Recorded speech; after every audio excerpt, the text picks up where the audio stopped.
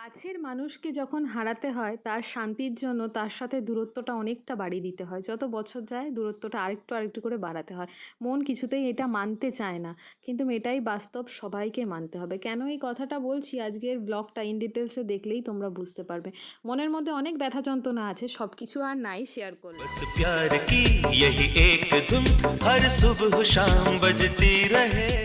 Welcome back to my channel. You are watching Asansol blogger Shrabani, Kolkata থেকে। তো এই কথাটা অনেকটা জোশের সাথে বলতাম আজ থেকে 1 বছর আগে, বাট এখন কামব্যাক করছি তোমাদের সাথে, কিন্তু মনে অতটা ঠিক ঝাঁকানাকা ব্যাপারটা নেই। এই গানটা খুব শখ করে লাগাতাম আগে ভিডিওর শুরুতে, কারণ আমার পরিবারটা তখন পুরো ভরা ভরা ছিল। হয়তো বাবা ছিল না, কিন্তু যাই হোক, জুনিয়র আসার পরে অনেক আনন্দ পেতাম, ছোট ছোট মুহূর্ত, যেটা বলার একটা মানুষ বা কিছু কিছু একটা হবে সবার আগে জিজ্ঞেস করার একটা মানুষ ছিল। মনের মধ্যে অনেকগুলো প্রশ্ন থাকলে কাউকে একজন ফোন করার ছিল, মানে সাথে সাথেই সে আমার সব কথাই শুনবে, আমি ভালো বলি খারাপ বলি যাই বলি। সেই মানুষটা কিন্তু নেই। হ্যাঁ, তোমরা ভাবছো যে তোমার হাজব্যান্ড তো আছে। হ্যাঁ, আমার হাজব্যান্ড আছে, আমার দাদা আছে, সবাই আছে, কিন্তু সেই মানুষটা নেই। ওই মানুষটার জায়গা কেউ পূরণ করতে পারবে না। বাবা চলে যাওয়ার পর থেকে সেই মানুষটা আগলে রেখেছিল 10 বছর ধরে আমাদেরকে, কিন্তু আজ সেই নেই। তো ওই জায়গাটা ভাবতে এতটাই কষ্ট লাগে, তোমাদের বলে বোঝাতে পারবো না। তো দেখতে দেখতে বুঝতেই পারছো কার কথা বলছি, যারা ব্লগে তোমরা দেখতে সবসময় মাকে খুঁজতে। তো তোমাদের কাছে বলিনি, আজকে হচ্ছে সোমবার, সকালবেলা উঠে জুনিয়রের সব স্কুলে যাওয়ার আগে যেই জিনিসপত্রগুলোকে আমাকে করতে হয় সেগুলোই করছি। তার আগে কি বক বক করছি, কারণ ওই দিনটা তো চলেই এসছে। আজকে 20 তারিখ, 21 তারিখ মঙ্গলবারই মার আর 1 বছরের যে বছরান্তি কাজটা হয়, মানে কালা ওষুধ যেটাকে বলে, সেই ব্যাপারটা চলে এসেছে। কিন্তু আমাদেরও কাল ওষুধ পড়ে গেছে, সে কারণে মায়ের কোনো রকমে পুজোর কাজ, ওটা পুজোই বলতে পারো, সেটা কোনো কিছুতেই আমরা ইনভলভ হতে পারবো না, কোনো কাজটায় হেল্প করতে পারবো না। দাদাকে সম্পূর্ণটাই একা করতে হবে। দাদা বারবার করে ফোন করছে, কিন্তু মা চলে যাওয়ার পর থেকে আমার ওই বাড়িতে যেন যাই ঠিকই, কিন্তু মনটা ঠিক লাগে না, এতটা ফাঁকা ফাঁকা লাগে। ওই ফাঁকা জায়গাটা কেউ মেকআপ করতে পারছে না। তো এই কথাটা বললে হয়তো অনেকের খারাপ লাগবে, ভালো লাগবে, কিন্তু আমার মনের মধ্যে এটাই চলছে সব সময়। আমার দাদাকে কি সব সময় থাকতে হয় না? ওর মনে তো এটা থাকতে পারে। আমি তো সব সময় থাকি এই বাড়িতে, তাহলে আমার মা না, আমার কি খারাপ লাগতো না? লাগতো, কিন্তু আমার যেন বেশি লাগছে। কারণ আমি বিয়ের পরে কি ওই 2 মাস 3 মাসের জন্য আসতাম সেই কারণে? এটা তোমরাই অ্যান্সারটা বলতে পারো। আজকের থেকে শুরু করলাম এই বিটরুট খাওয়ার জার্নি, কারণ আমার শরীরে অনেক কিছু সমস্যা হচ্ছে।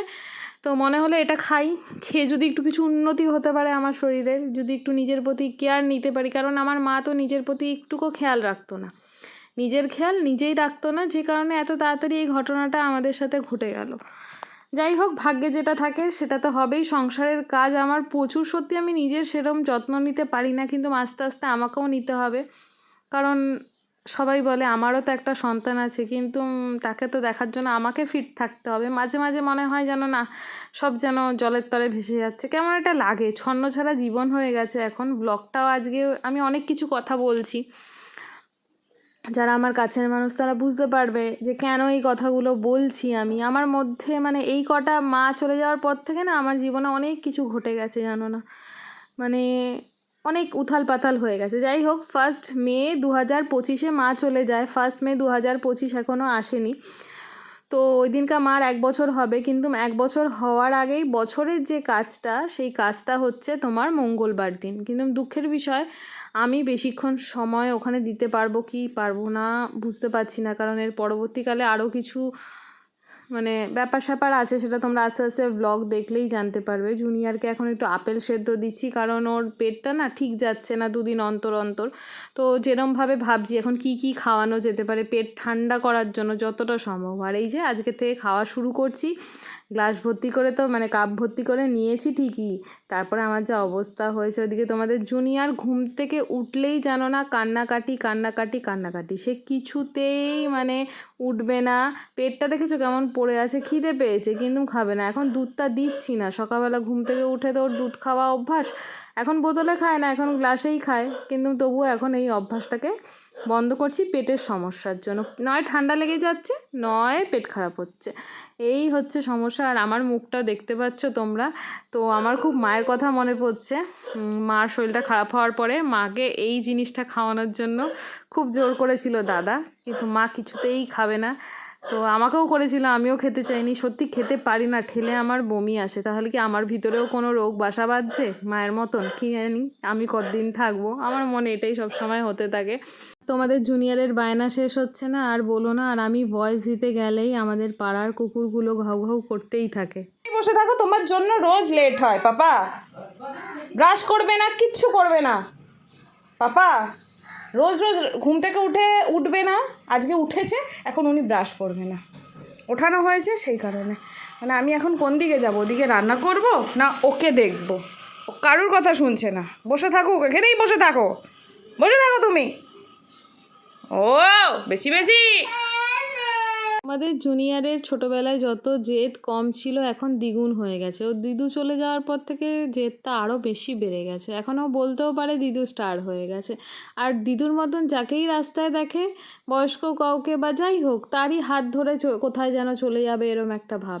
মা বড্ড তাড়াতাড়ি জুনিয়রকে ছেড়ে চলে গেছে, আমার এই জিনিসটা দেখে ফিল হয়। জুনিয়র এখন কত কথা বলতে পারে, এগুলো মা দেখে যেতে পারলো না। হ্যাঁ, মা কোনো না কোনো জায়গায় আছে, সেখান থেকে হয়তো দেখছে, কিন্তু এই যে মার চলে যাওয়াটা আমি এখনও অবধি কেন জানি না মেনে উঠতে পারি না। যাই হোক, জুনিয়রকে এখন অতি কষ্টে মানিয়ে ঠানিয়ে ব্রাশটা করাচ্ছি। এরপরে আমি কিছুটা ভাত খাইয়েছি সকালবেলা, এখন একটু হলুদ দিয়ে ভাত খাইয়ে যাওয়া মানে নিয়ে যাওয়ারই স্কুলে চেষ্টা করছি।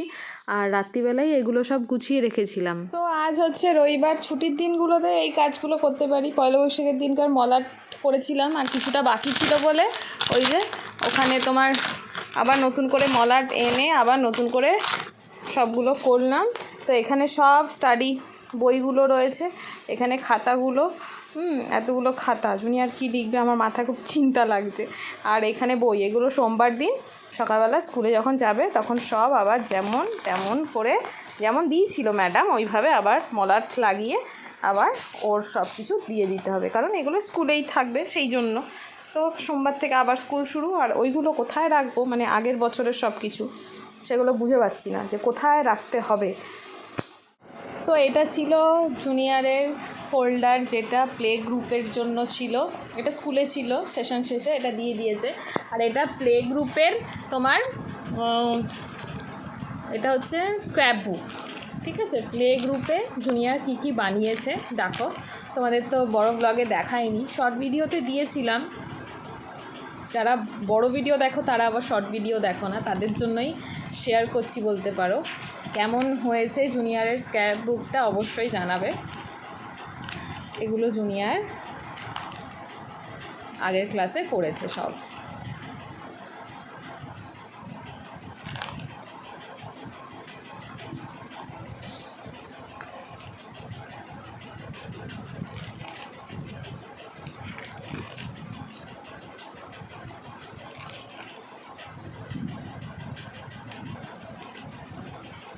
কেমন হয়েছে জানিও।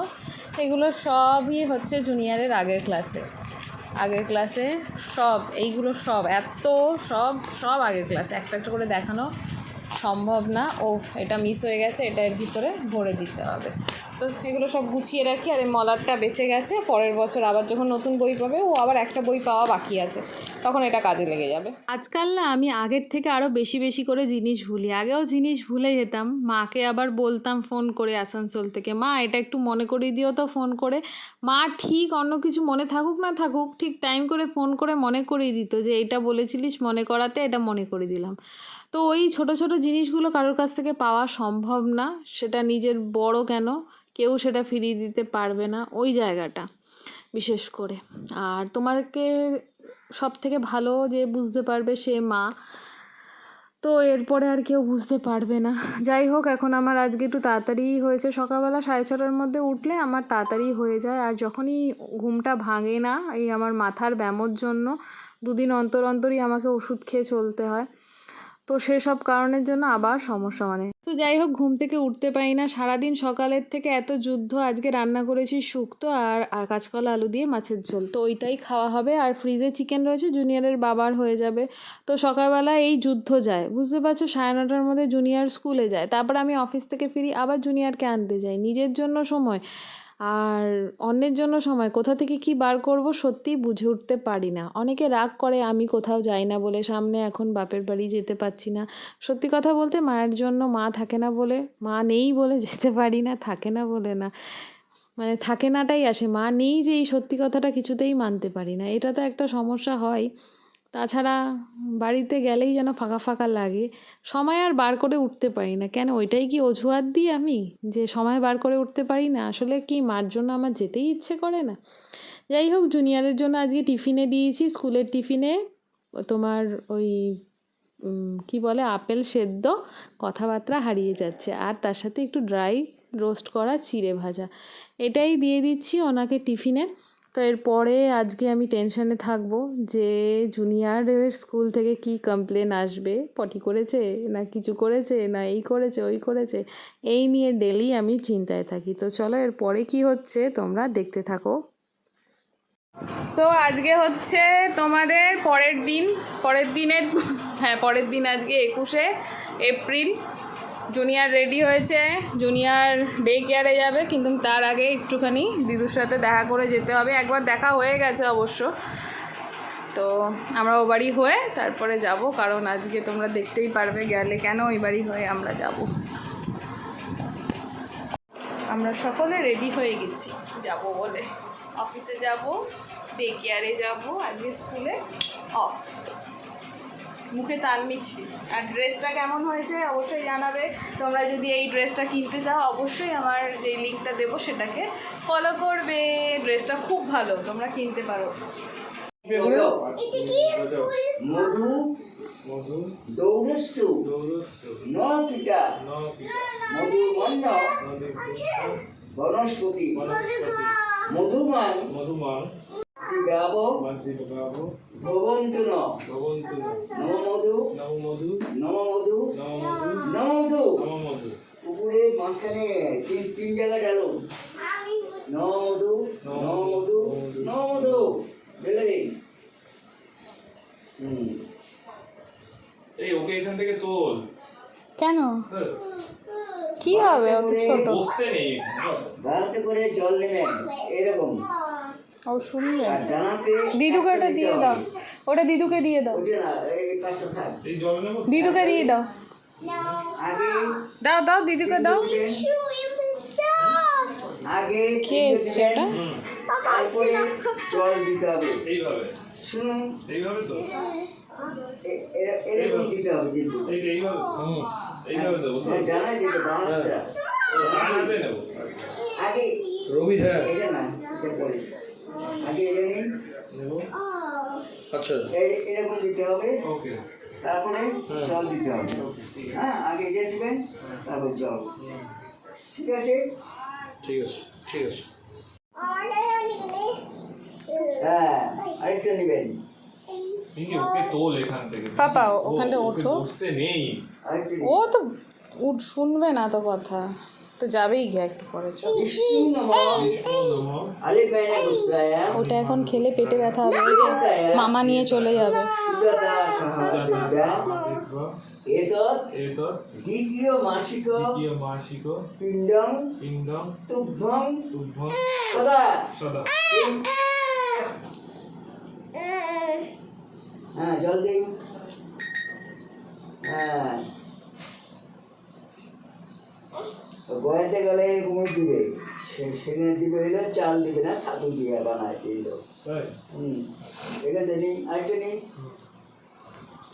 বিষ্ণু নমঃ বিষ্ণু নমঃ আলিমায়া গোত্রায় আনিমানগোত্রায় প্রেতায় প্রেতায় মাতা মাতা সুজাতা সাহা দেব্যা সুজাতা সাহাদেত্য এতৎ এতৎ তৃতীয় মাসিক তৃতীয় মাসিক পিণ্ডং পিণ্ডং তুভ্যং তুভ্যং সদা।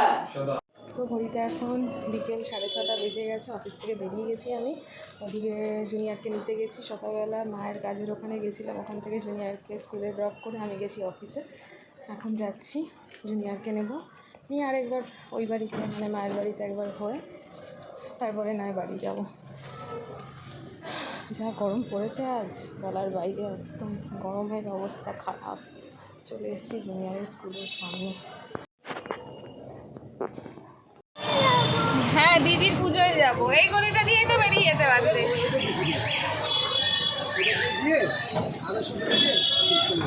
দিদির পুজোতেই তো যাচ্ছি।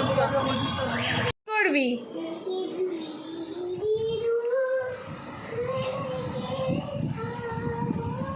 দিদুর কি হচ্ছে? হ্যাঁ দিদুর কি হচ্ছে? দিদুর পুজো হচ্ছে।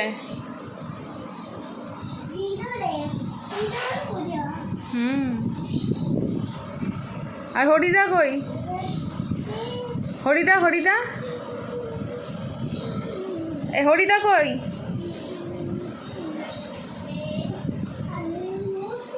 হরিদাকে কর পুজো। এ কি খালি দিদুকে করলে হবে?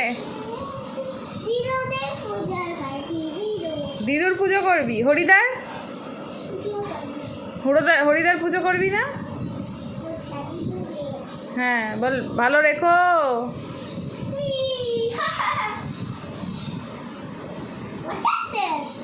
What is this? This is a candle.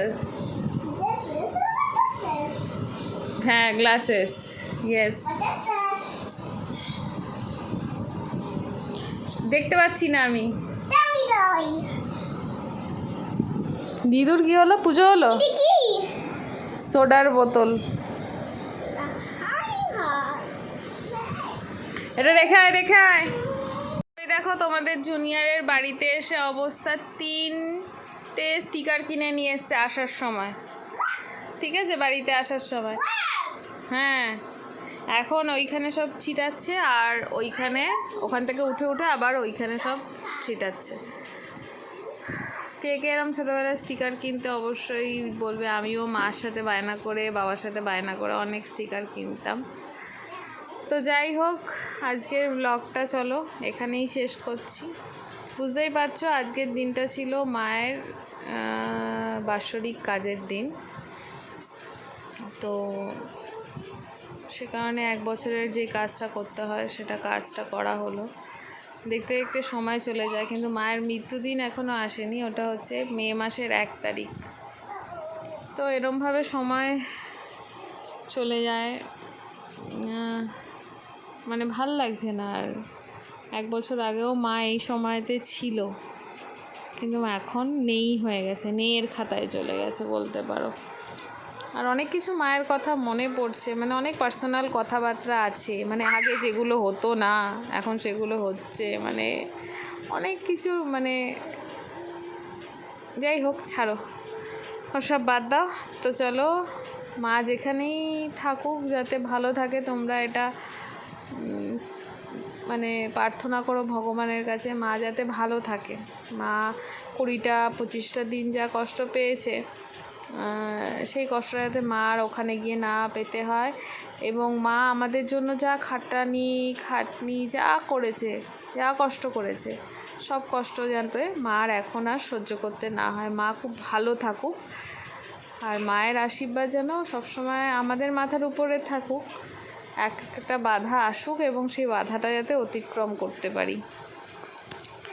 তো চলো টাটা, আজকের ব্লগটা এখানেই এন্ড করছি। আবার খুব শিগগিরই নতুন একটা ব্লগ নিয়ে তোমাদের সাথে দেখা হবে।